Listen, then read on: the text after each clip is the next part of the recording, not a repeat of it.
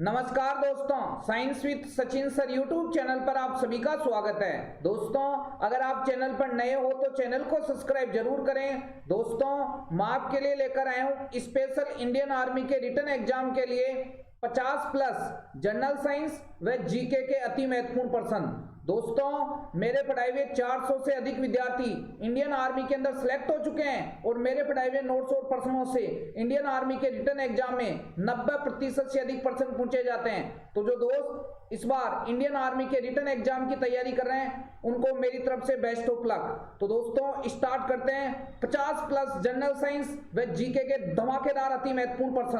दोस्तों, मेरे को 4 साल पढ़ाते हो गए आर्मी के अंदर और जो मैं पढ़ाता हूं मेरे नोट्स और प्रश्नों से इंडियन आर्मी में 90% से अधिक प्रश्न पूछे जाते हैं। तो इन सभी को आप अपनी कॉपी के अंदर लिखो और बार बार रिवीजन लगाओ। तो देखिए, स्टार्ट करते हैं। जो भी बच्चे जुड़ गए हैं वो सभी वीडियो को शेयर कर दीजिए, हाँ जी, और लाइक कर दीजिए। धमाकेदार वाले प्रश्न हैं। और दोस्तों, इस बार इंडियन आर्मी के अंदर जीके और साइंस का आपका एक भी प्रश्न गलत नहीं होने दूंगा। तो देखिए, स्टार्ट करते हैं। फर्स्ट धमाकेदार वाला प्रश्न है, इनमें से कौन सा विषाणु जनित रोग नहीं है? ऑप्शन देखते हैं, dengue, malaria, swine flu, influenza. तो दोस्तों, आपको याद रखना है क्या? देखो, इनमें से कौन सा विषाणु जनित रोग नहीं है। देखो, डेंगू किसके द्वारा फैलता है? वायरस या विषाणु के द्वारा। पूरे ऑप्शन की डिटेल दूंगा मैं, वायरस या विषाणु के द्वारा, ठीक है। जबकि मलेरिया किसके द्वारा फैलता है? प्रोटोजोआ, सूक्ष्म जीव के द्वारा फैलता है। लो जी, नेक्स्ट, ये स्वाइन फ्लू किसके द्वारा फैलता है? सबको याद रखना है, वायरस या विषाणु के द्वारा फैलता है, ठीक है। लो जी, इन्फ्लुएंजा किसके द्वारा फैलता है? ये भी वायरस या विषाणु सूक्ष्म जीव के द्वारा फैलता है। लो जी, अब हमारे को प्रश्न ये पूछा है कि इनमें से कौन सा विषाणु जनित रोग नहीं है। अरे, मलेरिया किसके द्वारा फैलता है? प्रोटोजोआ सूक्ष्म जीव के द्वारा फैलता है। तो फर्स्ट का करेक्ट आंसर क्या हो जाएगा? बी हो जाएगा। सारे प्रश्न याद रखने भाई, और ये भी याद रखना है कि स्वाइन फ्लू का रोगजनक क्या होता है? H1N1, ठीक है, ये इंपोर्टेंट बात है। लो जी, नेक्स्ट इंपोर्टेंट प्रश्न पे चलते हैं। प्रश्न संख्या सेकंड, धमाकेदार वाले प्रश्न है दोस्तों। प्रश्न संख्या सेकंड है, एडवर्ड जेनर निम्नलिखित में से किस रोग से जुड़े हैं? ऑप्शन देखते हैं, चेचक, आंतरजवर, विसूचिका और लकवा। तो एडवर्ड जेनर किस रोग से जुड़े हुए हैं दोस्तों? हाँ जी, चेचक, काफी इंपोर्टेंट बात, ठीक है। लो जी, और ये चेचक को बोलते हैं इंग्लिश में स्मॉल फोक्स। स्मॉल फोक्स, छोटी माता, एक ही बात है, ठीक है। और आपको ये भी याद रखना है कि चेचक के टीके की खोज किसने की थी? एडवर्ड जेनर ने। काफी इंपोर्टेंट बात है, ठीक है। और ये चेचक वायरस या विषाणु के द्वारा फैलता है। सारे प्रश्न याद कराने हैं दोस्तों, वायरस या विषाणु के द्वारा फैलता है। और एक प्रश्न और याद करना है आपको, क्या? कि इस चेचक का रोगजनक क्या होता है? धमाकेदार वाले प्रश्न है दोस्तों, रोगजनक। हाँ जी, तो रोगजनक क्या होगा? याद कर लेना, वेरियोला वायरस। क्या होता है रे? Variola virus. लो जी, बहुत बढ़िया। जो भी बच्चे जुड़ गए हैं वो सभी वीडियो को शेयर कर दो, लाइक कर दो। दोस्तों, धमाकेदार वाले प्रश्न है, ठीक है। ज्यादा से ज्यादा शेयर करो, ज्यादा से ज्यादा लाइक ठोको भाई, जचा के दबा के, ठीक है। हाँ जी, तो देखो, बहुत सारे बच्चों के आंसर आ रहे हैं। Well done, very nice. तो देखो, चेचक स्मॉल पॉक्स और चेचक वायरस या विषाणु के द्वारा फैलता है और इसका रोगजनक होता है वेरियोला वायरस, ठीक है। तो सेकंड का करेक्ट आंसर क्या हो जाएगा? ए हो जाएगा, ठीक है। याद रखना है कि एडवर्ड जेनर किस रोग से जुड़े हैं? चेचक या छोटी माता से, ठीक है। नेक्स्ट इंपोर्टेंट प्रश्न है, प्रश्न संख्या थर्ड। देखो, धमाकेदार वाले प्रश्न है भाई। प्रश्न संख्या थर्ड है दोस्तों, रेबीज के टीके की खोज किसने की थी? ऑप्शन देखते हैं, Robert Koch, Louis Pasteur, Alexander John Salk. तो दोस्तों, आपको याद रखना है कि रेबीज के टीके की खोज किसने की थी? काफी इंपोर्टेंट प्रश्न। तो लुइस पास्चर ने। तो थर्ड का करेक्ट आंसर क्या हो जाएगा? बी हो जाएगा, याद रखना है। अरे, ये एक्स्ट्रा इंपोर्टेंट प्रश्न, रेबीज फैलता है वायरस या विषाणु के द्वारा, वायरस या विषाणु के द्वारा, और ये संक्रमित कुत्ते, बिल्ली, बंदर आदि के काटने से फैलता है, याद रखना है, ठीक है। नेक्स्ट, एक इंपोर्टेंट प्रश्न देखो, डॉक्टर लिख रहा हूं मैं, इंपोर्टेंट और एक्स्ट्रा प्रश्न है। डॉक्टर जॉन्स साल्क, इन्होंने, हाँ जी, इन्होंने पोलियो के टीके की खोज की थी? एक्स्ट्रा इंपोर्टेंट पर्सन है, याद कर लेना भाई। डॉक्टर जॉन साल्क ने किस टीके की खोज की? पोलियो के टीके की खोज। ठीक है, लो जी, सारे पर्सन लिख रहा हूं, एक्स्ट्रा इंपोर्टेंट पर्सन। दोस्तों आपके लिए बहुत सारे वीडियो, जो भी मेरे प्यारे भावी फौजी इंडियन आर्मी के रिटन एग्जाम की तैयारी कर रहे हैं, चाहे से आप किसी भी आर्मी में किसी भी ट्रेड की तैयारी करे हो, army GD, army tradesman, army technical, army clerk और नर्सिंग असिस्टेंट। दोस्तों ये सभी पर्सन आपकी सभी ट्रेडों के लिए काफी इंपॉर्टेंट है और इस प्रकार के प्रश्न ही पूछे जाते हैं। आपको किसी से नोट्स लेने की आवश्यकता नहीं है, किसी से हाँ जी पर्सन लेने की आवश्यकता नहीं है। जो भी मैं पर्सन रेगुलर अपलोड कराऊं, आप इन सभी को रेगुलर देखते जाइए और जब तक आपकी एग्जाम नहीं हो जाती तब तक 50+ जनरल साइंस व जीके की स्पेशल टेस्ट सीरीज आपके लिए चालू रहेगी, कंटिन्यू रहेगी। ठीक है, तो जो नए बच्चे हैं वह चैनल को सब्सक्राइब कर लें, जिससे आने वाले न्यू वीडियो के बारे में आपको नोटिफिकेशन प्राप्त हो जाए। ठीक है, लो जी, तो मैंने बताया रेबीज के टीके की खोज लुईस पास्चर ने की और रेबीज वायरस या विषाणु के द्वारा फैलता है। और दूसरी इंपॉर्टेंट बात मैंने आपको बताई दोस्तों कि पोलियो के टीके की खोज की थी डॉक्टर जॉन साल्क ने। ठीक है, लो जी, नेक्स्ट इंपॉर्टेंट पर्सन पे चलते हैं, पर्सन संख्या 4। मेरा उद्देश्य यही है कि मैं आपको यही याद करा दूं। देखिए, पाओ क्रिस्टेसन, हाँ जी क्रिस्टेसन किसका वैज्ञानिक नाम है? धमाकेदार वाला पर्सन, मनुष्य, मेंढक, बाघ और मोर। तो दोस्तों आपको याद रखना है, पाओ क्रिस्टेसन किसका वैज्ञानिक नाम है? ये मोर का वैज्ञानिक नाम है। ठीक है, अच्छा प्रश्न है, आ सकता है। लो जी, तो 4 का करेक्ट आंसर क्या हो जाएगा? डी हो जाएगा। Next important extra important person, देखो मनुष्य का वैज्ञानिक नाम क्या होता है? सबको याद है, होमो सेपियंस। मनुष्य का वैज्ञानिक नाम क्या होता है? लो जी, मेरे जिगर के टुकड़ों, मेरे जिगर के छालों, मेरी कालजे की कोरों, आपको याद रखना है कि मनुष्य का वैज्ञानिक नाम क्या होता है? होमो सेपियंस। याद कर लेना भाई। अरे मेंढक का वैज्ञानिक नाम क्या होता है? तो याद रख लेना, राना टिग्रीना। क्या होता है रे? राना टिग्रीना। लो जी, काफी इंपॉर्टेंट बात। हाँ जी, बाघ का वैज्ञानिक नाम क्या होता है? ये भी इंपॉर्टेंट बात है। हाँ जी, धमाकेदार वाला पर्सन, बाघ का वैज्ञानिक नाम होता है पैंथेरा, लिख रहा हूं भाई, याद कर लेना, पैंथेरा टाइग्रिस। क्या होता है रे? Panthera Tigris. ठीक है, ये बाघ का वैज्ञानिक नाम होता है। और ये भी याद रखना है कि भारत का राष्ट्रीय पशु कौन होता है? बाघ होता है। ठीक है, लो जी, तो मनुष्य का वैज्ञानिक नाम होमो सेपियंस, मेंढक का वैज्ञानिक नाम राना टिग्रीना और बाघ का वैज्ञानिक नाम पैंथेरा टाइग्रिस। ठीक है, ये इंपॉर्टेंट पर्सन है, सभी याद करने हैं भाई। लो जी, नेक्स्ट इंपॉर्टेंट पर्सन पे चलते हैं, पर्सन संख्या 5।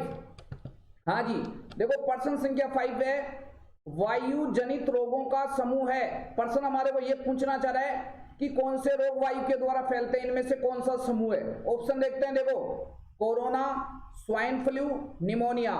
दूसरा ऑप्शन है एड्स, हैजा, क्षय रोग, जुखाम, मधुमेह, एनीमिया, कैंसर, घेंगा, जुखाम।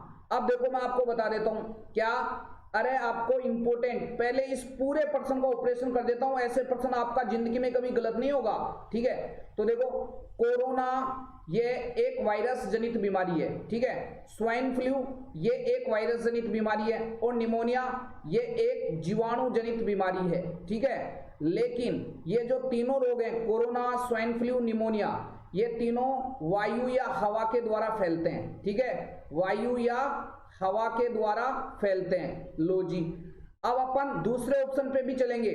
देखो एड्स, अरे एड्स तो एक लैंगिक संचरित रोग है, सेक्सुअल क्रिया के द्वारा फैलता है, माहौल बनाने से फैलता है। ठीक है, तो एड्स तो एक लैंगिक क्रिया या सेक्सुअल क्रिया के द्वारा या एक यौन संक्रमित रोग है, वायु का कोई लेना देना नहीं है। अगर वायु के द्वारा एड्स फैलता तो भाई साहब तगड़ा माहौल बनता चारों तरफ। ठीक है, लो जी, तो ये एड्स तो HIV के द्वारा फैलता है। ठीक है, नेक्स्ट है हैजा। हैजा ये दूषित जल, दूषित भोजन व मक्खियों के द्वारा फैलता है, जबकि जो टीबी है ये फैलता है वायु या हवा के द्वारा, क्षय रोग को बोलते हैं टीबी। ठीक है, तो इसलिए ये ऑप्शन तो आएगा ही नहीं। क्यों? क्योंकि एड्स हवा के द्वारा या वायु के द्वारा नहीं फैलता है। नेक्स्ट देखो जुखाम कुछ हद तक वायु के द्वारा फैलता है। मधुमेह या डायबिटीज भाई हवा के द्वारा नहीं फैलता, डायबिटीज जिसको शुगर बोलते हैं ये तो इंसुलिन हार्मोन की कमी से होता है। ठीक है, लो जी। नेक्स्ट है एनीमिया। एनीमिया, अरे ये तो आयरन की कमी से होता है, ठीक है, लो जी, तो ये ऑप्शन भी नहीं होगा। नेक्स्ट है कैंसर, अरे ये तो कोशिकाओं की अनियंत्रित वृद्धि से होने वाला रोग है। घेंगा, ये आयोडीन की कमी से होने वाला रोग है। जबकि जुकाम मान लो वायु के द्वारा फैलता है, लेकिन ये भी ऑप्शन नहीं आएगा। तो कौन सा सही है? Corona, swine flu, pneumonia. तो 5 का करेक्ट आंसर क्या हो जाएगा? ए हो जाएगा। क्या धमाकेदार वाला सॉल्यूशन आपको बताया जा रहा है? सारे भाई लोग ईमानदार से वीडियो को शेयर कर दो, जच्चा के दवा के आंसर को पेल लो, हाँ जी, और लाइक ठोको, ठीक है दोस्तों। इस बार जीके और साइंस का जो भी बच्चा मेरे चैनल से जुड़ा हुआ है उसका जीके और साइंस में पर्सन गलत नहीं होगा भाई, ईमानदारी से, अगर वो रेगुलर वीडियो देख रहा है। और 70 टेस्ट की सीरीज, हाँ जी, army booster dose science test series के 70 टेस्ट के वीडियो आपके लिए अपलोड हैं। प्लेलिस्ट में जाके देखो, धमाकेदार वाले वीडियो, ठीक है, सारा रिवीजन लगा लो। और 500 प्लस इंडियन आर्मी के रिटन एग्जाम के लिए पूरी साइंस का मसाला आपके लिए वीडियो अपलोड है, प्लेलिस्ट में जाके देखो, सबसे ऊपर ही ऊपर मिलेगा आपको, ठीक है। तो आप रेगुलर तैयारी करो दोस्तों जुड़ के, ठीक है। सिलेक्शन लेना है, लास्ट एंड फाइनल उद्देश्य हमारा यही है कि आपका सिलेक्शन होना चाहिए, ठीक है। लो जी, नेक्स्ट इंपोर्टेंट पर्सन पे चलते हैं। पर्सन संख्या 6, बहुत बढ़िया बहुत बढ़िया। पर्सन संख्या 6 है, मानव के कुल रक्त में प्लाज्मा का कितना प्रतिशत होता है? ऑप्शन देखते हैं, 45%, 50%, 55%, 60%। तो देखो इस पर्सन का सॉल्यूशन मैं आपको डिटेल से बता देता हूं। अरे पर्सन रटाना उद्देश्य नहीं है भाई, पूरे पर्सन का ऑपरेशन करना, हाँ, कि आपके पूरी टाट या खोपड़ी हिल जाएगी, हाँ ये पर्सन किस प्रकार आया, आपका गलत नहीं होना चाहिए, क्योंकि जो रट्टे लगाते हैं उनके गलत होने के चांस ज्यादा रहते हैं। साइंस में रट्टे कम लगते हैं, समझ थोड़ी ज्यादा है, ठीक है। तो समझते चलो, पूरे पर्सन को समझा के मैं आपको चल रहा हूं, ठीक है, हाँ जी। तो जो नए बच्चे जुड़े हैं, वीडियो पूरा देखना है, और पुराने जो अपलोड वीडियो है वो भी देखो, और लाइक और शेयर का बटन ठोक दो भाई, जचा के दबा के, ठीक है। तो मानव के कुल रक्त में प्लाज्मा का कितना प्रतिशत होता है? तो देखो इस पर्सन का सॉल्यूशन डिटेल से बता देता हूं। क्या रक्त के मुख्यतः, हाँ जी, रक्त के मुख्यतः 2 घटक होते हैं। कितने घटक होते हैं दोस्तों?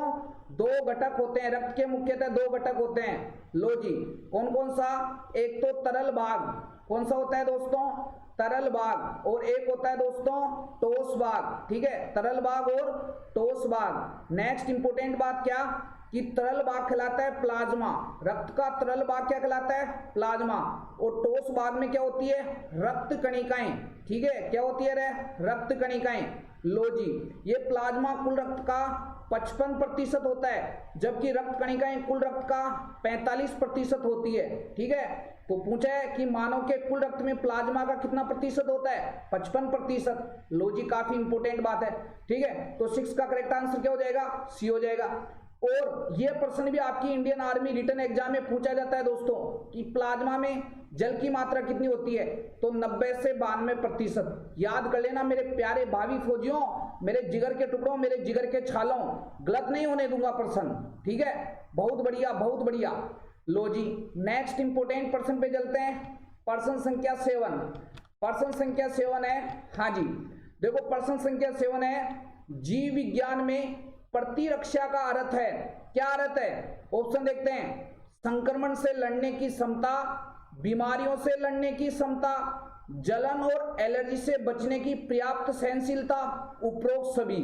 तो दोस्तों आपको मैं बता देता हूं, देखिए प्रतिरक्षा जिसको बोला जाता है इम्यूनिटी, हाँ जी, प्रतिरक्षा का मतलब होता है शरीर की रोगों से लड़ने की क्षमता। क्या कहलाती है? प्रतिरक्षा।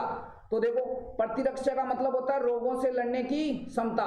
अरे जैसे हमारे बॉडी के अंदर, शरीर के अंदर भोजन को पचाने के लिए पाचन तंत्र है, सांस लेने के लिए ऑक्सीजन को लेना, CO2 को बाहर छोड़ना, उसके लिए श्वसन तंत्र है, ऑक्सीजन को शरीर की विभिन्न ऊतकों में कोशिकाओं तक पहुंचाने के लिए कौन सा? रक्त परिसंचन तंत्र है। वैसे ही हानिकारक रोगाणुओं से लड़ने के लिए हमारी बॉडी या शरीर के अंदर कौन सा तंत्र है?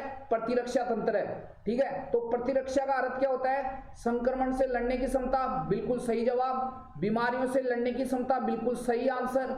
जलन और एलर्जी से बचने की पर्याप्त सहनशीलता, ये भी किससे आती है? प्रतिरक्षा से तो आती है। तो आंसर आएगा उपरोक्त सभी। धमाकेदार वाला प्रश्न है भाई, ठीक है। तो 7 का करेक्ट आंसर क्या हो जाएगा? डी हो जाएगा। और एक एक्स्ट्रा इंपोर्टेंट प्रश्न ये भी याद कर लेना, कि प्रतिरक्षा का जनक कहा जाता है एडवर्ड जेनर। प्रतिरक्षा का जनक किसको कहा जाता है? एडवर्ड जेनर को। ठीक है, तो प्रतिरक्षा का मतलब होता है शरीर की रोगों से लड़ने की क्षमता। धमाकेदार वाला प्रश्न है भाई। ठीक है, लो जी नेक्स्ट इंपोर्टेंट प्रश्न पे चलते हैं। प्रश्न संख्या 8, देखो धमाकेदार वाला प्रश्न। निम्नलिखित में से किस घरेलू उपकरण में विद्युत धारा का उपयोग नहीं होता है? ऑप्शन देखते हैं, एयर कंडीशनर, माइक्रोवेव, सौर कुकर, रेफ्रिजरेटर। धमाकेदार वाला प्रश्न, फटाफट सारे भाई लोग कमेंट बॉक्स में कमेंट कर दो इस प्रश्न का आंसर। बहुत बढ़िया, बहुत बढ़िया। ठीक है, अच्छे से मेहनत करना है दोस्तों। ठीक है, बहुत बढ़िया, बहुत बढ़िया। यूं ही नहीं मिलती राही को मंजिल, एक जुनून सा दिल में जगाना पड़ता है। पूछा चिड़िया से कैसा बना आशियाना, तो बोली बढ़नी पड़ती उड़ान, बार बार तिनका तिनका उठाना पड़ता है। तो दोस्तों अगर आपने सोच लिया कि इस बार फौजी बनना है और फौजी वाला जो जोश और जुनून आपके रग रग में दौड़ता है, तो दोस्तों इस बार आपको दुनिया की कोई भी ताकत नहीं रोक सकती वर्दी से। ठीक है, अच्छे से मेहनत करो। निम्नलिखित में से किस घरेलू उपकरण में विद्युत धारा का उपयोग नहीं होता? बताइए क्या आंसर रहेगा? तो आंसर रहेगा सौर कुकर। लो जी, कॉमन सा प्रश्न है और कॉमन सा आंसर है, तो 8 का करेक्ट आंसर क्या हो जाएगा? सी हो जाएगा। अरे सौर कुकर ऊर्जा के लिए सूर्य के प्रकाश का उपयोग किया जाता है सौर कुकर में, तो इसमें विद्युत धारा का उपयोग नहीं होता है। ठीक है, लो जी, जबकि एयर कंडीशनर, रेफ्रिजरेटर, माइक्रोवेव, इनमें विद्युत धारा का उपयोग किया जाता है। लो जी नेक्स्ट प्रश्न है प्रश्न संख्या 9। निम्नलिखित में से कौन अर्धचालक है, सेमीकंडक्टर है? ऑप्शन देखते हैं, तांबा, लोहा, सिलिकॉन, लकड़ी। तो सबसे पहले तो ये अर्धचालक क्या होते हैं सर? सेमीकंडक्टर क्या होते हैं? ऐसे पदार्थ जिनकी चालकता चालक और कुचालक पदार्थों के मध्य होती है, बीच में होती है, ऐसे पदार्थ क्या कहलाते हैं? अर्धचालक कहलाते हैं। अब इनके एग्जाम्पल याद कर लेना भाई। देखो एक तो होता है सिलिकॉन, ठीक है, सारे याद करा देता हूं यहां। एक तो सिलिकॉन होता है, एक होता है दोस्तों जर्मेनियम, सिलिकॉन जर्मेनियम। एक होता है दोस्तों सेलेनियम। ठीक है, कौन सा होता है रे? सेलेनियम। हाँ जी, तो मैंने क्या क्या बताया? एक तो सिलिकॉन, एक जर्मेनियम, एक सेलेनियम और एक कार्बन। ये चारों आपको याद रखना है, ये क्या है? अर्धचालक है। ठीक है, लो जी, तो 9 का करेक्ट आंसर क्या हो जाएगा? सी हो जाएगा। याद कर लेना, लकड़ी भी विद्युत की क्या होती है? कुचालक। जबकि तांबा, लोहा ये तो धातु है, तो ये तो विद्युत के क्या हो जाएंगे? सुचालक हो जाएंगे। ठीक है, इंपॉर्टेंट बात है भाई। ठीक है, और लकड़ी क्या हो जाएगी? विद्युत की कुचालक हो जाएगी। सारे प्रश्न याद करने हैं। बहुत बढ़िया, बहुत बढ़िया। लो जी, प्रश्न संख्या 10, बहुत बढ़िया। हाँ जी, प्रश्न संख्या 10 है, स्तनधारियों मनुष्य निषेचन का स्थल है, मतलब स्तनधारियों मनुष्य में निषेचन का स्थल क्या है? शुक्राशय, वृषण, अंडाशय या डिंब वाहिनी। तो देखो सबसे पहले मैं आपको बता देता हूं, ये मादा का जन्म तंत्र का हाँ जी चित्र है। लो जी डायग्राम है, ये मादा जन्म तंत्र। देखो कहाँ होता है? निषेचन या फर्टिलाइजेशन। लो जी बहुत बढ़िया, बहुत बढ़िया। तो जो बच्चे जुड़ गए हैं, हाँ जी अभी जुड़े हैं, पूरा वीडियो देखना है और लाइक नहीं किया है तो लाइक कर दो भाई फटाफट। और हाँ, कम से कम 500 लाइक ठुकनी चाहिए वीडियो पर। ठीक है, शानदार वाला वीडियो है, बहुत बढ़िया। और शेयर का बटन दबा दो फटाफट, ईमानदारी से भाई दबाओ यार, पेलो उसको, शेयर के बटन को पेलने के लिए तो है वो। हाँ जी, तो लो जी बहुत बढ़िया मेरे प्यारे भाभी फौजियों, ये होते हैं अंडा से। लो जी अंडा से, ठीक है, मादा के अंदर एक जोड़ी अंडा से होता है, मतलब संख्या में कितने हो गए? 2 हो गए। बहुत बढ़िया। लो जी, अब कहीं चाहते हैं सब पूरा बनाओ, तो पूरा नहीं बनाऊंगा भाई, आपको तो समझना है केवल। ठीक है, हाँ जी पूरा देख चुके हैं आप। लो जी आगे चलें। तो ये है ना, ये अंडा से, इनको बोला जाता है दोस्तों क्या? Fallopian tube. क्या बोला जाता है रे? Fallopian tube. लो जी बहुत बढ़िया, फैलोपियन ट्यूब बोला जाता है, या इनको बोला जाता है दोस्तों अंडवाहिनी। याद करा देता हूं, अंडवाहिनी। लो जी, या इनको बोला जाता है दोस्तों डिंब वाहिनी। क्या बोला जाता है? डिंब वाहिनी। क्या बोला जाता है रे? डिंब वाहिनी। लो जी, क्या नाम है? फैलोपियन ट्यूब, अंडवाहिनी या डिंब वाहिनी। दोस्तों यहां से देखो शुक्राणु दौड़ते हुए जाएंगे। लो जी बहुत बढ़िया, लाखों की संख्या में शुक्राणु जाएंगे यहां से, और अंडाशय से अंडा मुक्त हो जाएगा। तो शुक्राणु और अंडाणु का मिलन, ठीक है, कहाँ होता है? इस फैलोपियन ट्यूब के अंदर होता है, इस अंडवाहिनी के अंदर होता है, इस डिम वाहिनी के अंदर होता है। ठीक है, बहुत अच्छा प्रश्न है। तो स्तनधारियों विशेषकर मनुष्य का जो निषेचन स्थल है वो कौन है? फैलोपियन ट्यूब, अंडवाहिनी या डिम वाहिनी में। ठीक है, तो 10 का करेक्ट आंसर क्या हो जाएगा? डी हो जाएगा। और ये फैलोपियन ट्यूब, अंडवाहिनी, डिम वाहिनी ये मादा जनन तंत्र के भाग हैं, कई मनुष्य टीका के आ जाते हैं। ठीक है, लो जी, तो याद रखना है। आपने सुना होगा कभी कभार कई महिलाएं नसबंदी कराती है, तो उस नसबंदी को बोलते हैं ट्यूबेक्टोटोमी। जो महिला नसबंदी होती है दोस्तों उसको बोला जाता है ट्यूबेक्टोटोमी। क्या बोला जाता है? ट्यूबेक्टोटोमी। इसमें क्या होता है? डॉक्टर इन दोनों फैलोपियन ट्यूब को काटकर बांध देता है। ठीक है, तो लो जी, यहां से शुक्राणु जच्चा के दबा के चाहे से आप कितनी तेज गति से छोड़ो तो दोनों का मिलन नहीं होगा। तो मिलन नहीं होगा तो संतति पैदा या संतति का निर्माण कहां से होगा? कॉमन सी बात है। ठीक है, तो ये स्थायी विधि होती है। ऐसे नहीं कि एक महिला करा के आ गई ट्यूबेक्टोटोमी और 2-3 दिन बाद में बोलती कि मन ही नहीं लगता भाई साहब दोबारा कर डॉक्टर, तो ऐसा संभव नहीं है। बहुत बढ़िया। ठीक है, लो जी, नेक्स्ट इंपोर्टेंट प्रश्न पे चलते हैं। प्रश्न संख्या 11। हाँ जी, बताइए। प्रश्न संख्या 11 है, हेनले का लूप निम्न में से किससे संबंधित है? ऑप्शन देखते हैं, उत्सर्जन तंत्र, पेशी तंत्र, जनन तंत्र, तंत्रिका तंत्र। तो हेनले का लूप निम्न में से किससे संबंधित है? उत्सर्जन तंत्र से संबंधित है। ठीक है, काफी इंपोर्टेंट प्रश्न है। तो 11वें का करेक्ट आंसर क्या हो जाएगा? ए हो जाएगा। अरे ये नेफ्रॉन है ना, नेफ्रॉन। ठीक है, लो जी, उत्सर्जन तंत्र की संरचनात्मक व क्रियात्मक इकाई कौन होती है? नेफ्रॉन होती है। और ये नेफ्रॉन का हिस्सा है कौन? हेनले का लूप। काफी इंपोर्टेंट बात है। तो नेफ्रॉन तो किससे संबंधित है बताओ? उत्सर्जन तंत्र से तो संबंधित है। बहुत बढ़िया। ठीक है, लो जी, नेक्स्ट इंपोर्टेंट प्रश्न पे चलते हैं। प्रश्न संख्या 12 धमाकेदार वाले प्रश्न है भाई। कौन सा यंत्र वाष्पीकरण की दर को मापने के लिए प्रयोग में आता है? ऑप्शन देखते हैं, हाइग्रोमीटर, बैरोमीटर, पोटोमीटर, ओजेनोमीटर। तो दोस्तों धमाकेदार वाला प्रश्न है भाई, बताइए। हाँ जी, आपको याद रखना है कि वाष्पीकरण दर या वाष्पोत्सर्जन की दर एक ही बात है। ठीक है, पूरा लिख देता हूं, कैसे भी प्रश्न आए आपका गलत नहीं होना चाहिए। वाष्पोत्सर्जन की दर या वाष्पीकरण की दर को मापने के लिए कौन सा यंत्र प्रयोग में आता है? पोटोमीटर। ठीक है, तो 12वें का करेक्ट आंसर क्या हो जाएगा? सी हो जाएगा। नेक्स्ट एक्स्ट्रा इंपोर्टेंट प्रश्न, वायुमंडलीय दाब का मापन करने के लिए कौन सा उपकरण काम में लिया जाता है? बैरोमीटर। वायुमंडलीय दाब का मापन करने के लिए कौन सा उपकरण काम में लिया जाता है? बैरोमीटर। नेक्स्ट एक्स्ट्रा इंपोर्टेंट, वायुमंडलीय आर्द्रता। ठीक है, लिख रहा हूं भाई, वायुमंडलीय आर्द्रता मापने के लिए कौन सा उपकरण काम में लिया जाता है? तो याद रख लेना, हाइग्रोमीटर। ठीक है, नेक्स्ट है पौधों की वर्दी को मापने वाला उपकरण कौन सा होता है? ओजेनोमीटर। ठीक है, एक पौधों की वर्दी को मापने वाला उपकरण और होता है। हाँ जी, कौन सा? करेस्कोग्राफ। कौन सा होता है दोस्तों? करेस्कोग्राफ। सारे प्रश्न आपके एक्स्ट्रा इंपोर्टेंट प्रश्न जो भी आपकी एग्जाम के लिए बन सकते हैं वो सभी मैं आपके लिए बता रहा हूं दोस्तों।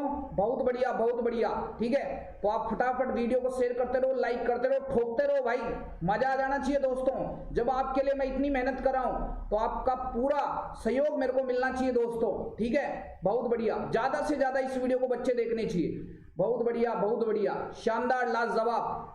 हाँ जी, नेक्स्ट इंपोर्टेंट प्रश्न पे चलते हैं। प्रश्न संख्या देखो 13। देखो ये प्रश्न संख्या 13 है ना दोस्तों, ये एक समझने वाला प्रश्न है भाई। ठीक है, और रटाना उद्देश्य नहीं है, बस आपके समझ में आना चाहिए। समझने आने के लिए देखो, जल में नमक को घोलने से प्राप्त होता है, देखो कौन सा? समांगी मिश्रण, विषमांगी मिश्रण, यौगिक या पायस। तो देखो इस प्रश्न का सॉल्यूशन मैं आपको ऐसा बताऊंगा कि आप कभी जिंदगी में नहीं भूलोगे।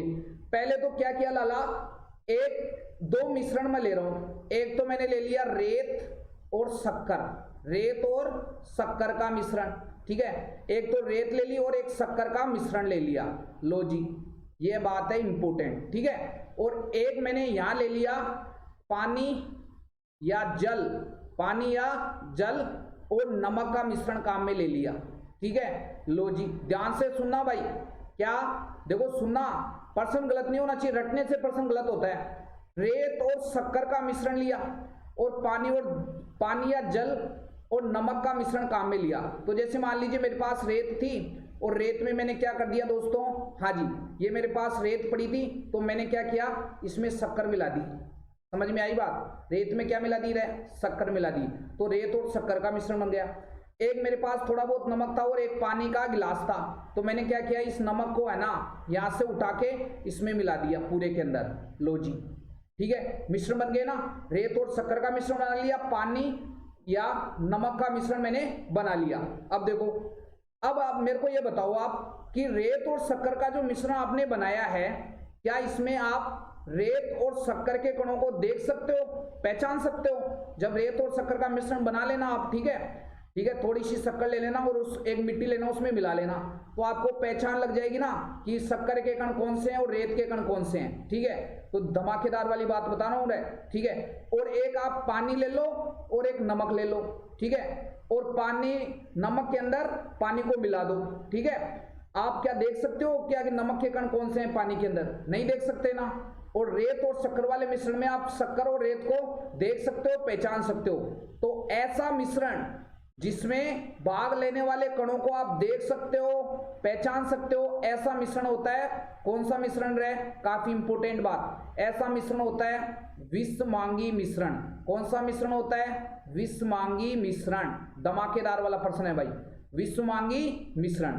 क्या बताया कि अगर मिश्रण में भाग लेने वाले पदार्थों को आप देख सकते हो, पहचान सकते हो, तो वो कौन सा होता है? विषमांगी मिश्रण होता है। और जब आपने पानी या जल में नमक मिलाया तो आप नमक को पहचान नहीं सकते कि नमक कौन सा है, ठीक है, तो ऐसा मिश्रण होता है कौन सा? समांगी मिश्रण। कौन सा मिश्रण होता है? समांगी मिश्रण। बहुत बढ़िया।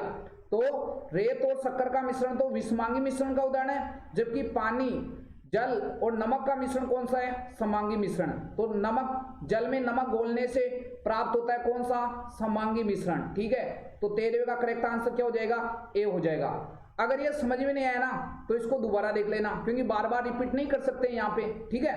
तो देखो, अब एक एग्जांपल मैं आपको पूछूंगा, सारे भाई लोगों को कमेंट बॉक्स में कमेंट करना है कि पानी और तेल का मिश्रण कौन सा होता है? पानी और तेल का मिश्रण कौन सा होता है? ठीक है, अब अगर समझ में आ गया तो कमेंट बॉक्स में कमेंट कर दो फटाफट कि पानी और तेल का मिश्रण कौन सा होता है? समांगी मिश्रण होता है, विषमांगी मिश्रण होता है, यौगिक होता है या पायस होता है? धमाकेदार वाला प्रश्न।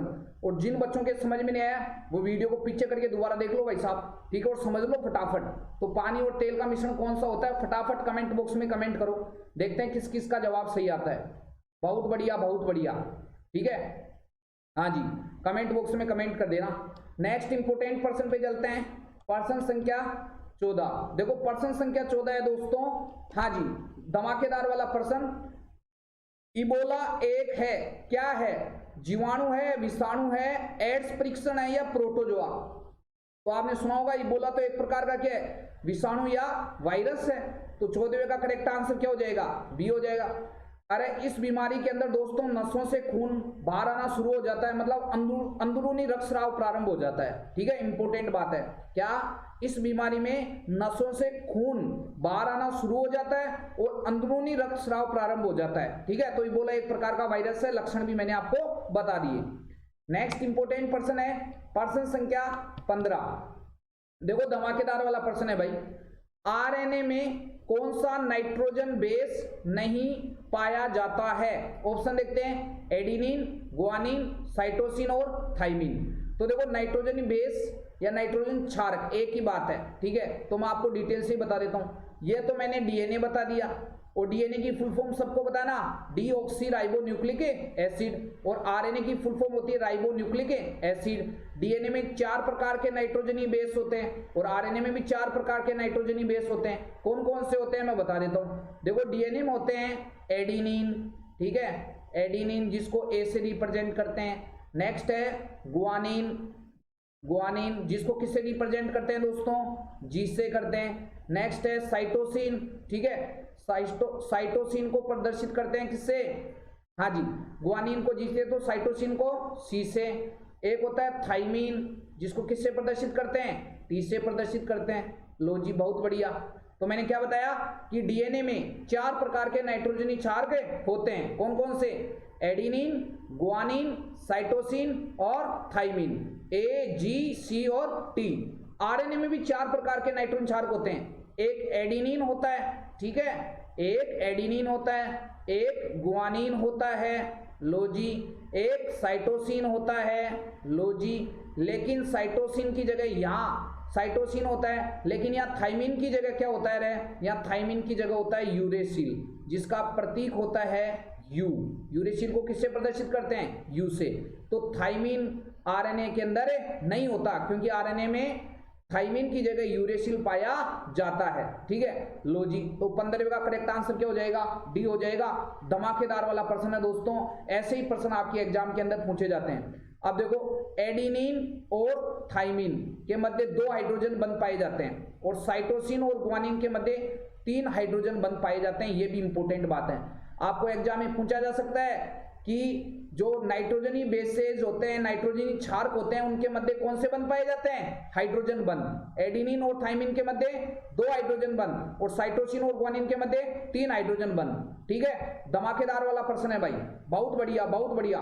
सारे भाई लोग जो अभी नए जुड़े हैं, वीडियो को शेयर कर दो भाई, जच्चा के दबा के पेल दो वीडियो को, लाइक ठोक दो, ठीक है। धमाकेदार वाला सॉल्यूशन जो अभी बच्चे जुड़े हैं, पूरे वीडियो को देखना है एक बार भाई, ईमानदारी से, एक भी पर्सन गलत नहीं होगा। अगर आप सच्चे ईमानदारी से अगर इंडियन आर्मी की तैयारी कर रहे हो, तो आप एग्जाम देके आ जाना और फिर बोल देना कि सर साइंस और जीके में कितने % सही हुए। अगर ईमानदारी से सभी वीडियो रेगुलर देखोगे तो एक भी पर्सन गलत नहीं होगा, ठीक है। हाँ जी, बहुत बढ़िया बहुत बढ़िया। देखो नेक्स्ट इंपोर्टेंट पर्सन पे चलते हैं। नेक्स्ट इंपोर्टेंट पर्सन पे चलते हैं, पर्सन संख्या 16। धमाकेदार वाले पर्सन है भाई। पर्सन संख्या 16 है, निम्नलिखित में से कौन सा रोग विषाणु के कारण होता है? ऑप्शन देखते हैं, चेचक, यक्ष्मा, मलेरिया, हैजा। तो देखो पूरे प्रश्न का सॉल्यूशन ही बता देता हूं। अरे ये चेचक वायरस या विषाणु के द्वारा फैलता है, ठीक है, चेचक वायरस या विषाणु के द्वारा फैलता है। लो जी, अरे ये यक्ष्मा, ये तो जीवाणु या बैक्टीरिया के द्वारा फैलता है। बहुत बढ़िया, जीवाणु या बैक्टीरिया के द्वारा फैलता है। सारा सॉल्यूशन बता रहा हूं भाई डिटेल से, ठीक है। मलेरिया, ये मलेरिया किसके द्वारा फैलता है? अरे ये तो प्रोटोजोआ के द्वारा फैलता है। बहुत बढ़िया, प्रोटोजोआ सूक्ष्म जीव के द्वारा फैलता है। लो जी, हैजा, अरे हैजा जीवाणु या बैक्टीरिया के द्वारा फैलता है। बहुत बढ़िया, लो जी, शानदार, लाजवाब। तो बताओ, पर्सन हमारे को ये बोल रहा है कि निम्नलिखित में से कौन सा रोग विषाणु के कारण होता है? तो चेचक आ जाएगा ना, वायरस या विषाणु के द्वारा फैलता है। तो 16वें का करेक्ट आंसर क्या हो जाएगा? ए हो जाएगा। बहुत बढ़िया। नेक्स्ट इंपोर्टेंट पर्सन पे चलते हैं, पर्सन संख्या 17। देखो पर्सन संख्या 17 है दोस्तों, शरीर में कैल्शियम की कमी किस विटामिन की अनुपस्थिति से होती है? ऑप्शन देखते हैं, vitamin A, vitamin B, vitamin C और विटामिन डी। तो बताओ कैल्शियम की कमी, हाँ जी, किस विटामिन की अनुपस्थिति से होती है? विटामिन डी की कमी से। क्योंकि दोस्तों जो विटामिन डी है, ये रक्त में कैल्शियम की मात्रा को क्या करता है? नियंत्रित करता है, ठीक है। काफी इंपोर्टेंट बात। तो 17वें का करेक्ट आंसर क्या हो जाएगा? डी हो जाएगा। और विटामिन डी का रासायनिक नाम क्या होता है? कैल्सीफेरोल। क्या बोला जाता है रे? कैल्सीफेरोल, ठीक है। विटामिन डी का रासायनिक नाम होता है कैल्सीफेरोल। विटामिन ए का रासायनिक नाम रेटिनोल होता है दोस्तों, याद रख लेना, ठीक है। और इसकी कमी से रतौंधी रोग होता है। विटामिन बी का रासायनिक नाम होता है थाइमीन, और इसकी कमी से रोग होता है बेरी। विटामिन सी का जो रासायनिक नाम होता है एस्कोर्बिक अम्ल होता है। क्या होता है? एस्कोर्बिक अम्ल होता है। बहुत बढ़िया, ठीक है। और एस्कोर्बिक अम्ल होता है दोस्तों, और इसकी कमी से कौन सा रोग होता है? स्कर्वी रोग होता है। कौन सा रोग होता है? स्कर्वी रोग होता है। बहुत बढ़िया बहुत बढ़िया, लाजवाब, ठीक है। नेक्स्ट पर्सन पे चलते हैं, पर्सन संख्या 17 हल करा चुका मैं आपको। तो पर्सन संख्या 18 देखो, धमाकेदार वाले पर्सन है भाई। हाँ जी, पर्सन संख्या 18 है दोस्तों, ध्वनि के संचरण के लिए माध्यम का होना आवश्यक है, आवश्यक नहीं है, आंशिक रूप से आवश्यक है, इनमें से कोई नहीं। फटाफट कमेंट बॉक्स में कमेंट कर दो भाई। धमाकेदार वाला प्रश्न है कि ध्वनि के संचरण के लिए, हाँ जी, माध्यम का होना आवश्यक है, आवश्यक नहीं है, आंशिक रूप से आवश्यक है, इनमें से कोई नहीं। तो दोस्तों आपको याद रखना है कि ध्वनि के संचरण के लिए माध्यम की आवश्यकता होती है, मतलब ध्वनि के संचरण के लिए माध्यम का होना आवश्यक है। ठीक है, तो 18वें का करेक्ट आंसर क्या हो जाएगा? ए हो जाएगा। और आपको यह भी याद रखना है कि ध्वनि की चाल सबसे अधिक किसमें होती है? टोस में होती है। ध्वनि की चाल सबसे अधिक किसमें होती है? टोस में होती है। और आपको यह भी याद रखना है कि जो ध्वनि है वो एक प्रकार की अनुदैर्ध्य यांत्रिक तरंग होती है। ठीक है, इंपॉर्टेंट प्रश्न है भाई। अनुदैर्ध्य यांत्रिक तरंग होती है ध्वनि एक प्रकार की। और आपको यह भी याद रखना है कि इंपॉर्टेंट प्रश्न कि ध्वनि की तीव्रता किसमें नापी जाती है? डेसिबल में। ध्वनि की तीव्रता किसमें मापी जाती है? रे डेसिबल में मापी जाती है। सारे इंपॉर्टेंट प्रश्न है कि ध्वनि की तीव्रता डेसिबल में मापी जाती है। नेक्स्ट इंपॉर्टेंट प्रश्न है प्रश्न संख्या 19। देखो, नीले थोते का रासायनिक सूत्र है। ऑप्शन देखते हैं ZnSO4.7H2O, CuSO4.5H2O, FeSO4 और CaCO3। तो नीले थोते का रासायनिक सूत्र क्या होगा दोस्तों? हाँ जी, देखो नीले थोते को बोला जाता है, इंपोर्टेंट बता रहा हूं रे, ब्लू विट्रोल। क्या बोला जाता है दोस्तों? ब्लू विट्रोल बोला जाता है। ठीक है, और नीले थोते को ब्लू विट्रोल बोला जाता है। और नीले थोते का रासायनिक सूत्र होता है कॉपर सल्फेट। क्या होता है रे? Copper sulphate. और नीले थोते का रासायनिक सूत्र होता है दोस्तों CuSO4.5H2O। क्या होता है? CuSO4.5H2O। ठीक है, तो नीले थोते का रासायनिक सूत्र क्या हो जाएगा? CuSO4.5H2O। और इसको ब्लू विट्रोल भी बोला जाता है। ठीक है, लो जी। अरे ये ZnSO4.7H2 है ना, इसको बोला जाता है जिंक सल्फेट। क्या बोला जाता है रे? Zinc sulphate. ठीक है, और इसको बोला जाता है दोस्तों सफेद थोता। क्या बोला जाता है रे? सफेद थोता।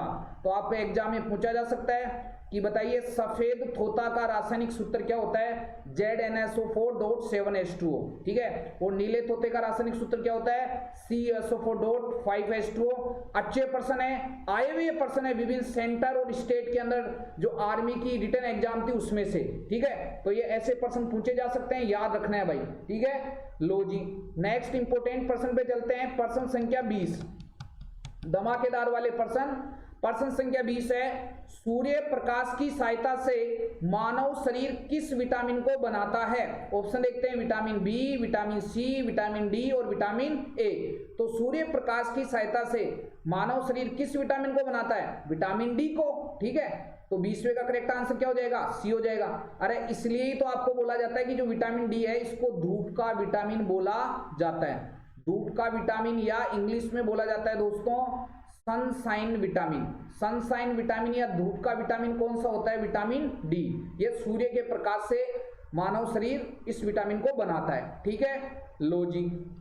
नेक्स्ट इंपोर्टेंट प्रश्न पे चलते हैं, प्रश्न संख्या 21। देखो धमाकेदार वाले प्रश्न है भाई। प्रश्न संख्या 21 है दोस्तों। हाँ जी, किस पदार्थ को गर्म करने पर उसका ठोस अवस्था से सीधे वाष्प अवस्था में परिवर्तित होना कहलाता है? धमाकेदार वाला प्रश्न। क्या कहलाता है बताओ?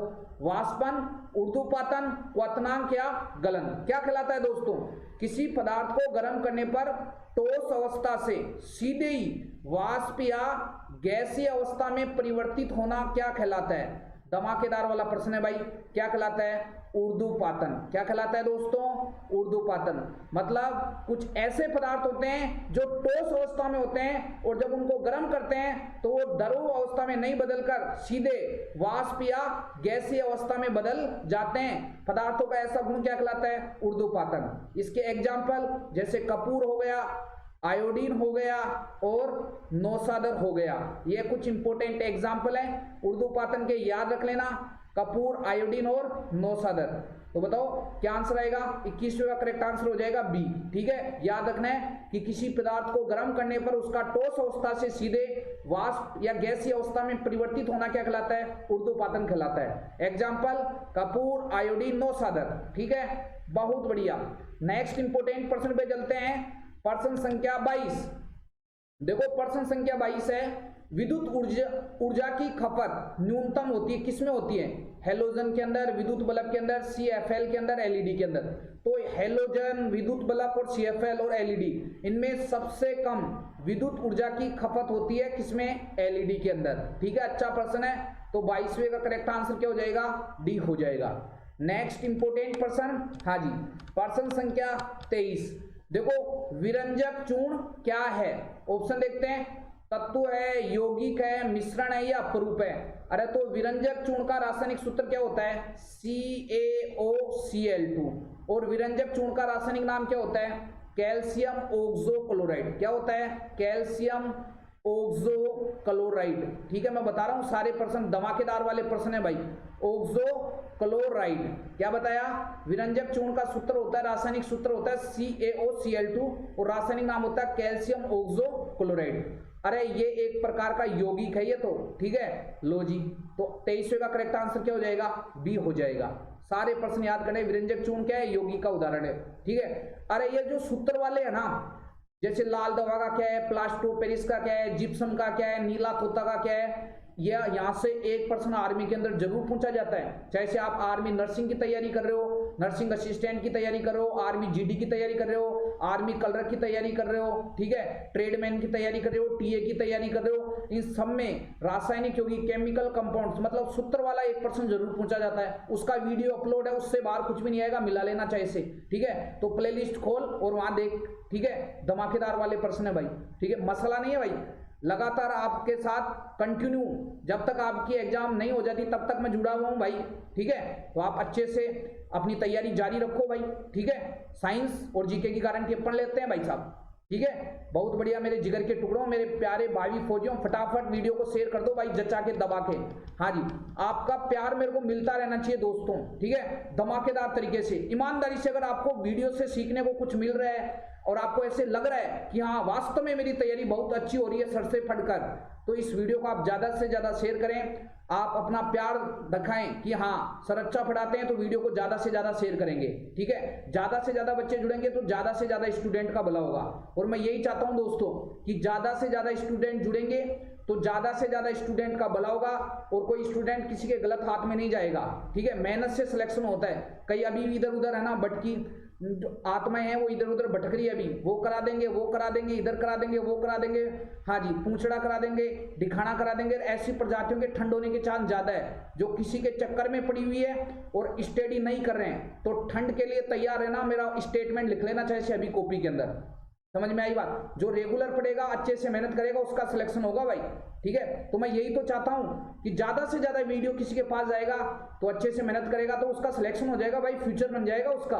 और मैं यही चाहता हूं कि जो भी बच्चे जुड़े हैं, आपका भविष्य भाई मजाक नहीं है, बहुत बड़ी बात। अगर कोई फौजी बन जाता है ना तो 7 पीढ़ी तर जाती है उस आदमी की।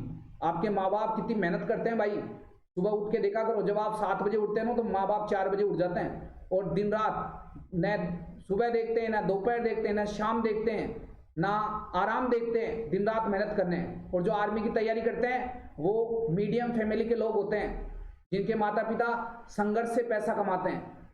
आप अपने भाई साहब इतनी से एग्जाम्पल बता देता हूँ, जैसे आप घर पे हो या घर पे नहीं हो या कभी घर पे रहते हो, तो जैसे मान लीजिए आपने खाना खाना स्टार्ट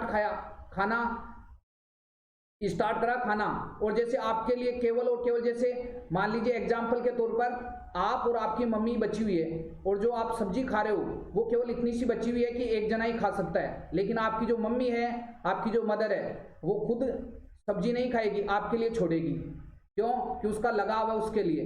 तो दोस्तों ये अच्छा मौका है कुछ नया करने का, कुछ नया करके इस दुनिया को बताने का। ठीक है, तो किसी के झांसे में मत आओ, अच्छे से तैयारी करो, और आप ज्यादा से ज्यादा अच्छे से तैयारी करोगे तो दोस्तों इस लाइव प्लेटफॉर्म से मैं बहुत सारे स्टूडेंट का भला कर सकता हूं, और मैं चाहता हूं कि भला हो। क्यों किसी का फ्यूचर खराब हो भाई? फ्यूचर खराब हो गया तो भाई साहब कुछ नहीं मिलेगा जिंदगी में। फ्यूचर बनाने के लिए भाई कई लोग तो ऐसे अपनी जमीन जायदाद बेच के बच्चों के साथ रह रहे हैं, पढ़ाते हैं। लेकिन आपके जो मीडियम फैमिली के लोग हैं, हमारे जो पेरेंट्स हैं, वो इतने फटे हुए नहीं है, लेकिन आपको खुले आवारा सांड की तरह छोड़ रखा है कि मेरा बेटा फट रहा होगा, लेकिन आप उनको अच्छा रेस्पॉन्स दो। ठीक है, तो मेहनत करो भाई, मेहनत से सिलेक्शन होगा। आपको मैं फिर बात ये बोल रहा हूँ लाइव प्लेटफॉर्म पर। ठीक है, तो अच्छे से मेहनत करिए।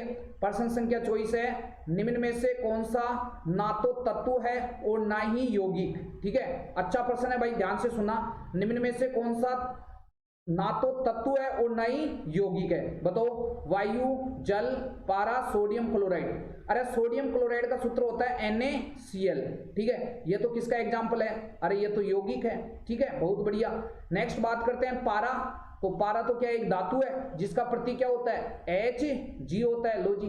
अरे जल क्या है, हाँ जी, जल तो यौगिक है H2O। लेकिन ये वायु क्या है, अरे ये वायु तो मिश्रण का उदाहरण है भाई, न तो ये तत्व है और ना ही क्या है यौगिक है। तो 24वें का करेक्ट आंसर क्या हो जाएगा, ए हो जाएगा। ऐसे प्रश्न ही आते हैं भाई, बहुत बढ़िया, शानदार, लाजवाब। नेक्स्ट इंपोर्टेंट प्रश्न है प्रश्न संख्या 25। देखो प्रश्न संख्या 25 है, कार्बन का परमाणु क्रमांक क्या है। ऑप्शन देखते हैं 4, 6, 8 और 12। तो कार्बन का परमाणु क्रमांक क्या है, देखो सबसे पहले तो आपको ये याद रखना है कि कार्बन का परमाणु क्रमांक या कार्बन का प्रतीक क्या होता है, C होता है, और कार्बन का परमाणु क्रमांक होता है 6। परमाणु क्रमांक को दर्शाते हैं Z से। ठीक है, तो कार्बन का परमाणु क्रमांक कितना होगा, 6। मतलब आवर्त सारणी में ये 6वें स्थान पर आता है। परमाणु क्रमांक का मतलब ये होता है, इतना सा याद रख लेना। लो जी, तो 25वें का करेक्ट आंसर क्या हो जाएगा, बी हो जाएगा। 4 पर कौन आता है, हाइड्रोजन, हीलियम, लिथियम, बेरिलियम। तो 4 नंबर पर कौन आता है, बेरिलियम। तो प्रश्न आपको ऐसे पूछेगा भाई कि बेरिलियम का परमाणु क्रमांक क्या है, 4। 8 पर कौन आता है, hydrogen, helium, lithium, beryllium, boron, carbon, nitrogen और ऑक्सीजन। तो 8वें नंबर पर कौन आएगा, ऑक्सीजन आएगा। ठीक है, तो आपको पूछा जा सकता है कि ऑक्सीजन का परमाणु क्रमांक कितना होता है, 8। 12 पे कौन आएगा, देख लेना आप, मैग्नीशियम आएगा। ठीक है, जिसका प्रतीक क्या होता है, Mg। आपको एग्जाम में पूछेगा क्या कि मैग्नीशियम का परमाणु क्रमांक कितना होता है, 12। लो जी, तो 25 जनरल साइंस के धमाकेदार वाले प्रश्न आपको हल करा दिए। ठीक है, अब अपन हल करेंगे जीके के 25 इंपोर्टेंट प्रश्न। ठीक है, तो सारे भाई लोग एक बार ईमानदार से वीडियो को शेयर कर दो, और जिन बच्चों ने वीडियो को लाइक नहीं किया है वो वीडियो को लाइक कर लो भाई फटाफट। ठीक है, और जो नए बच्चे जुड़े हैं, अगर चैनल पर नए हो तो चैनल को सब्सक्राइब करो फटाफट, और पूरा वीडियो जरूर देखना। अगर आप बीच में जुड़े हो तो वीडियो को पूरा देखना भाई मेरे कहने से। ठीक है, एक बार धमाकेदार वाले प्रश्न है, और आपका जो फ्यूचर है, आप फौजी बन रहे हो, जब मैं इतनी मेहनत कर रहा हूँ, इतनी अच्छी तैयारी करा रहा हूँ, तो आपके साथ किसी प्रकार का साइंस और जीके के अंदर दगा नहीं होने दूंगा। कई बच्चे बोले कि मैं साइंस को ही ले रहा था, तो बोले सर जीके को भी ऐड करो आप, हमारी जीके कमजोर है। लो जी, जीके को भी ऐड कर दिया, तो रेगुलर देखो। ठीक है, बहुत बढ़िया। तो एक बार सारे भाई लोग ईमानदार से वीडियो को शेयर करो, लाइक करो, ठोको फटाफट। बहुत बढ़िया, बहुत बढ़िया। आपका प्यार चाहिए दोस्तों, और प्यार ऐसा चाहिए कि जो मैं मेहनत कर रहा हूं ना, वो मैं डबल मेहनत करूं कि हाँ यार बच्चों का रेस्पॉन्स बहुत अच्छा है। ठीक है, तो आप ज्यादा से ज्यादा बच्चों को जोड़ो दोस्तों। आप ज्यादा से ज्यादा बच्चों को जोड़ोगे तो मेरे अंदर कॉन्फिडेंस आएगा कि जो मैं मेहनत कर रहा हूं ना, वो किसी के काम आ रही है। और अगर ये मेरे अंदर आएगा ना, तो मैं डबल मेहनत करूंगा आपके लिए। ठीक है, तो आप फटाफट वीडियो को शेयर कर दो फटाफट। हाँ जी, फटाफट वीडियो को शेयर करें और लाइक करें, और जो बच्चे चैनल पर नए हैं वे चैनल को सब्सक्राइब करें। हाँ जी, देखो स्टार्ट करें अपन जीके।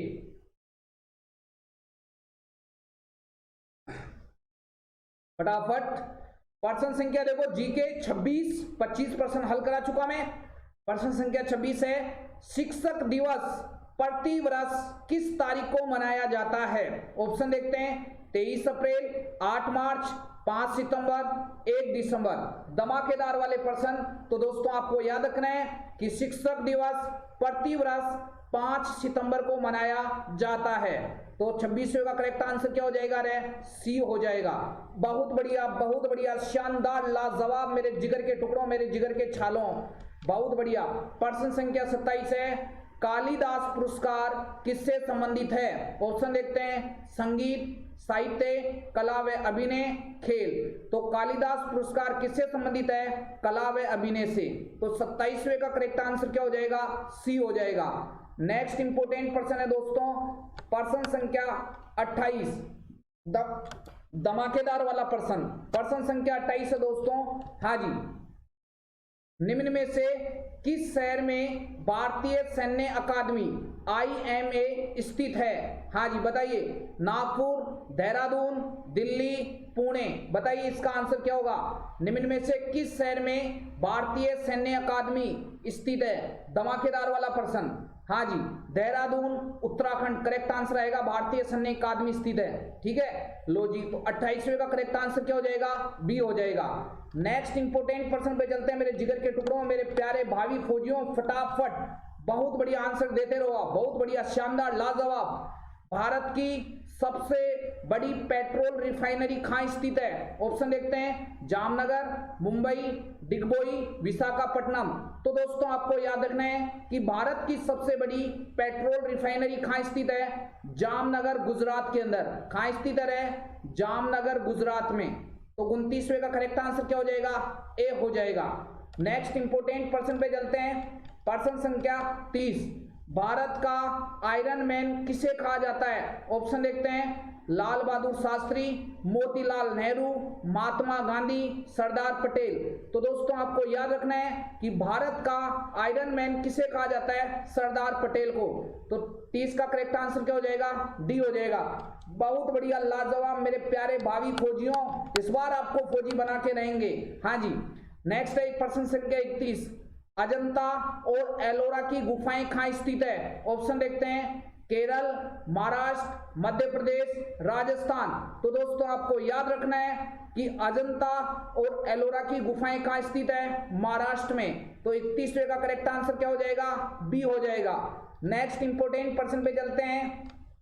हाँ जी, पर्सन संख्या 32। पर्सन संख्या 32 है, दादा साहबे फाल्के पुरस्कार प्राप्त करने वाली प्रथम महिला कौन थी? ऑप्शन देखते हैं, सुलोचना, नरगिस दत्त, उमा देवी, देविका रानी। तो दोस्तों आपको याद रखना है कि दादा साहबे फाल्के पुरस्कार प्राप्त करने वाली प्रथम महिला कौन थी? देविका रानी। तो 32वें का करेक्ट आंसर क्या हो जाएगा? डी हो जाएगा। नेक्स्ट इंपोर्टेंट पर्सन पे चलते हैं, पर्सन संख्या 33। जोधपुर राज्य का भाग है। जोधपुर किस राज्य का भाग है? उत्तर प्रदेश, गुजरात, राजस्थान और पंजाब। तो जोधपुर किस राज्य का भाग है? राजस्थान का। ठीक है, काफी खूबसूरत शहर है, बहुत बढ़िया। लो जी, नेक्स्ट इंपोर्टेंट पर्सन संख्या 34, बहुत बढ़िया। पर्सन संख्या 34 है, भारत का क्षेत्रफल की दृष्टि से विश्व में कौन सा स्थान है? ऑप्शन देखते हैं, पहला, दूसरा, सातवां, पांचवा। तो भारत का क्षेत्रफल की दृष्टि से विश्व में कौन सा स्थान है? सातवां। तो 34वें का करेक्ट आंसर क्या हो जाएगा? सी हो जाएगा। बहुत बढ़िया, लाजवाब मेरे जिगर के टुकड़ों, मेरे जिगर के छालों, मेरी कालजे की कोरों, बहुत बढ़िया, बहुत बढ़िया। हाँ जी, नेक्स्ट देखिए, बांग्लादेश कब स्वतंत्र हुआ था? ऑप्शन देखते हैं, 1947, 1971, 1975, 1950। तो बांग्लादेश कब स्वतंत्र हुआ था दोस्तों? 26 मार्च 1971 को स्वतंत्र हुआ था। तो कौन सा करेक्ट आंसर आएगा? 35वें का करेक्ट आंसर आ जाएगा बी। नेक्स्ट इंपोर्टेंट पर्सन पे चलते हैं, पर्सन संख्या 36, धमाकेदार वाले पर्सन है भाई। हाँ जी, पर्सन संख्या 36 है, कांडला बंदरगाह कहां स्थित है? ऑप्शन देखते हैं, मुंबई, गोवा, उड़ीसा, गुजरात। तो कांडला बंदरगाह कहां स्थित है? धमाकेदार वाला पर्सन कहां स्थित है दोस्तों? गुजरात के अंदर। तो 36वें का करेक्ट आंसर क्या हो जाएगा? डी हो जाएगा। नेक्स्ट इंपोर्टेंट पर्सन पे चलते हैं, पर्सन संख्या 37, संस्कृत का जनक किसे कहा जाता है? ऑप्शन देखते हैं, आर्यभट्ट, विष्णुगुप्त, पाणिनि, इनमें से कोई नहीं। तो संस्कृत का जनक किसे कहा जाता है? पाणिनि को। तो 37वें का करेक्ट आंसर क्या हो जाएगा? सी हो जाएगा। नेक्स्ट इंपोर्टेंट पर्सन पे चलते हैं, पर्सन संख्या 38। देखो, सर्वाधिक आबादी वाला राज्य है उत्तर प्रदेश, राजस्थान, आंध्र प्रदेश, नई दिल्ली। तो सर्वाधिक आबादी वाला राज्य कौन सा है दोस्तों? उत्तर प्रदेश। तो 38वें का करेक्ट आंसर क्या हो जाएगा? ए हो जाएगा। नेक्स्ट इंपोर्टेंट पर्सन पे चलते हैं, पर्सन संख्या 39, धमाकेदार वाले पर्सन भाई। हाँ जी, सारा मरुस्थल कहाँ है? दक्षिण अफ्रीका, उत्तरी अफ्रीका, एशिया, इनमें से कोई नहीं। फटाफट कमेंट बॉक्स में कमेंट करते रहो मेरे जिगर के टुकड़ों, मेरे जिगर के छालों, मेरे देश के प्यारे भावी फौजियों। सारा मरुस्थल कहाँ स्थित है? देखिए करेक्ट आंसर आएगा, हाँ जी, उत्तरी अफ्रीका। बहुत बढ़िया, 39वें का करेक्ट आंसर क्या हो जाएगा? बी हो जाएगा। नेक्स्ट इंपोर्टेंट पर्सन पे चलते हैं, पर्सन संख्या 40, लाला लाजपत राय की मृत्यु किससे संबंधित है? ऑप्शन देखते हैं, जलियांवाला बाग हत्याकांड, महात्मा गांधी, साइमन कमीशन, इनमें से कोई नहीं। तो लाला लाजपत राय की मृत्यु किससे संबंधित है? साइमन कमीशन से। तो 40वें का करेक्ट आंसर क्या हो जाएगा? सी हो जाएगा। धमाकेदार वाला प्रश्न है। नेक्स्ट प्रश्न संख्या 41। देखो प्रश्न संख्या 41 है दोस्तों। हाँ जी, ऐसे प्रश्न ही आपके एग्जाम में पूछे जाते हैं। प्रश्न संख्या 41 है, अंडमान व निकोबार की राजधानी क्या है? ऑप्शन देखते हैं, पोर्ट ब्लेयर, रांची, इंपाल, पटना। तो अंडमान व निकोबार की राजधानी क्या है? Port Blair. तो 41वें का करेक्ट आंसर क्या हो जाएगा? ए हो जाएगा। नेक्स्ट इंपोर्टेंट प्रश्न पे चलते हैं। प्रश्न संख्या 42। देखो धमाकेदार वाले प्रश्न, ज्ञानपीठ पुरस्कार किस क्षेत्र में दिया जाता है? ऑप्शन देखते हैं, साहित्य, खेल, इकोनॉमिक्स, पॉलिटिक्स। बताइए ज्ञानपीठ पुरस्कार किस क्षेत्र में दिया जाता है? यह साहित्य क्षेत्र में दिया जाने वाला पुरस्कार है। ठीक है, तो 42वें का करेक्ट आंसर क्या हो जाएगा? ए हो जाएगा। नेक्स्ट इंपोर्टेंट प्रश्न पे चलते हैं। प्रश्न संख्या 43। थल सेना का प्रथम अध्यक्ष कौन था? बताइए, जनरल विपिन रावत, मनोज मुकुंद, सुनील लांबा, के एम करियप्पा। तो थल सेना का प्रथम अध्यक्ष कौन था? के एम करियप्पा। ठीक है, तो 43वें का करेक्ट आंसर क्या हो जाएगा? डी हो जाएगा। नेक्स्ट इंपोर्टेंट प्रश्न पे चलते हैं। प्रश्न संख्या 44। कर्नल राज्यवर्धन सिंह राठौड़ का संबंध किस खेल से है? देखिए, निशानेबाज, फुटबॉल, क्रिकेट और हॉकी। तो कर्नल राज्यवर्धन सिंह राठौड़ का संबंध किस खेल से है? निशानेबाज से। तो 44वें का करेक्ट आंसर क्या हो जाएगा? ए हो जाएगा। नेक्स्ट इंपोर्टेंट प्रश्न पे चलते हैं। प्रश्न संख्या हाँ जी 45। देखो धमाकेदार वाले प्रश्न, किस जगह को भारत की कोयलों की राजधानी कहा जाता है? ऑप्शन देखते हैं, धनबाद, बोकारो, देवगढ़, रांची। बताइए धमाकेदार वाला प्रश्न। तो कोयले की राजधानी किसको कहा जाता है? धनबाद को। ठीक है, लो जी, तो 45वें का करेक्ट आंसर क्या हो जाएगा? ए हो जाएगा। नेक्स्ट इंपोर्टेंट प्रश्न पे चलते हैं। प्रश्न संख्या 46। जीएसटी का पूरा नाम क्या होगा? बताइए, ग्राम सभा tax, general sales tax, global shipping tax, goods and service tax. तो जीएसटी का पूरा नाम क्या होगा? Goods and service tax. ठीक है, तो 46वें का करेक्ट आंसर क्या हो जाएगा? डी हो जाएगा। बहुत बढ़िया, लाजवाब, शानदार मेरे जिगर के टुकड़ों। हाँ जी, प्रश्न संख्या 47 है, बस्तर भारत के कौन से राज्य में है? ऑप्शन देखते हैं, उड़ीसा, छत्तीसगढ़, आंध्र प्रदेश, उत्तर प्रदेश। बताइए क्या आंसर होगा? हाँ जी, तो बस्तर भारत के कौन से राज्य में है? छत्तीसगढ़ में। लो जी, तो 47वें का करेक्ट आंसर क्या हो जाएगा? बी हो जाएगा। नेक्स्ट इंपोर्टेंट प्रश्न पे चलते हैं। प्रश्न संख्या 48। देखो धमाके और लेटेस्ट वाला प्रश्न है भाई साहब। इस प्रकार के प्रश्न जरूर पूछे जा सकते हैं। क्या? देखो आपके एग्जाम में जो जीके के प्रश्न पूछेगा उसमें से ये मान के चलना आप 1 या 2 जीके के प्रश्न वो करंट के पूछेगा। ठीक है, याद रख लेना इस बात को। तो स्टैचू ऑफ इक्वलिटी कहाँ स्थित है? बताइए, गुजरात, हैदराबाद, दिल्ली और कोलकाता। तो ये धमाकेदार वाला प्रश्न है भाई। स्टैचू ऑफ इक्वलिटी कहाँ स्थित है? हैदराबाद में। तो 48वें का करेक्ट आंसर क्या हो जाएगा? बी हो जाएगा। वो स्टैचू ऑफ यूनिटी है। ठीक है, ये स्टैचू ऑफ इक्वलिटी है। लो जी, नेक्स्ट इंपोर्टेंट प्रश्न पे चलते हैं। प्रश्न संख्या 49। देखो स्टैचू ऑफ इक्वलिटी का संबंध है किससे? सरदार वल्लभ भाई पटेल, महात्मा गांधी, संत भगवत रामानुज और जवाहरलाल नेहरू। तो स्टैचू ऑफ इक्वलिटी का संबंध किससे है? संत भगवत रामानुज से। ठीक है, तो 49वें का करेक्ट आंसर क्या हो जाएगा? सी हो जाएगा। ये एक इंपोर्टेंट और एक धमाकेदार वाला प्रश्न है। बहुत बढ़िया, शानदार, लाजवाब। हाँ जी, तो दोस्तों ये जो मैं आपको थोड़ी बहुत जानकारी दे देता हूं, ये लेटेस्ट और न्यू क्वेश्चन है। स्टैचू ऑफ इक्वलिटी क्या है दोस्तों?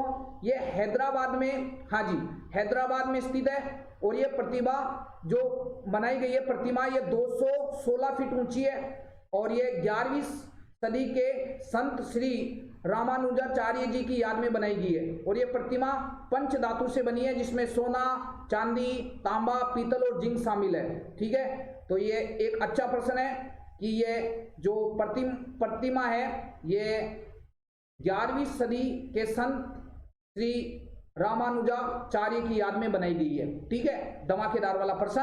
नेक्स्ट इंपोर्टेंट प्रश्न चलते हैं। प्रश्न संख्या 50। देखो प्रश्न संख्या 50 है, विश्व कैंसर दिवस कब मनाया जाता है? 1 दिसंबर, 5 जून, 16 सितंबर, 4 फरवरी।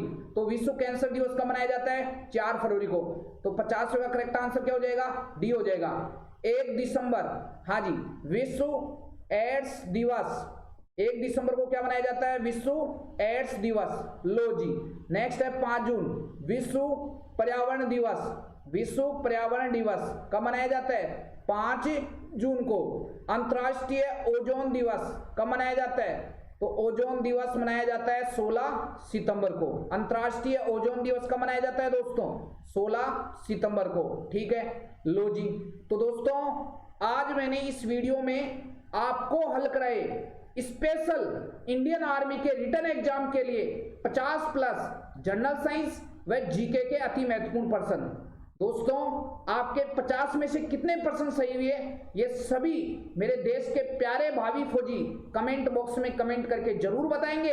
और दोस्तों ये वीडियो आपको कैसा लगा इसके बारे में आप मेरे को कमेंट बॉक्स में कमेंट करके बताने वाले हैं। और दोस्तों अगर आप ईमानदारी से अगर ये वीडियो आपको अच्छा लगे तो इस वीडियो को आप ज्यादा से ज्यादा शेयर करें। और जो दोस्त चैनल पर नए जुड़े हैं दोस्तों शानदार वाली तैयारी करा के रहूंगा। ठीक है, आप जुड़ो, रेगुलर वीडियो को देखो। और जो भी बच्चे जुड़े हुए हैं, ठीक है, आप ज्यादा से ज्यादा इस वीडियो को शेयर करें। दोस्तों मेरा यही उद्देश्य है कि देश के किसी भी कोने में अगर कोई इंडियन आर्मी के रिटन एग्जाम की तैयारी कर रहा है तो उस तक ये वीडियो जाना चाहिए। तो आप ज्यादा से ज्यादा इस वीडियो को शेयर करो। जो मैं आपके लिए मेहनत कर रहा हूं दोस्तों वो मेहनत तभी सफल होगी जब इस वीडियो से ज्यादा स्टूडेंट का भला होगा। ठीक है, तो आप इस वीडियो को ज्यादा से ज्यादा शेयर करो और रेगुलर वीडियो देखो। किसी से नोट्स लेने की आवश्यकता नहीं है, किसी से पर्सन लेने की आवश्यकता नहीं है। दोस्तों मेरे को 4 साल हो गए पढ़ाते हुए और मेरे पढ़ाए हुए स्टूडेंट आर्मी जीडी में भी सिलेक्टेड हुए हैं, आर्मी कलरक में भी सिलेक्ट हुए हैं,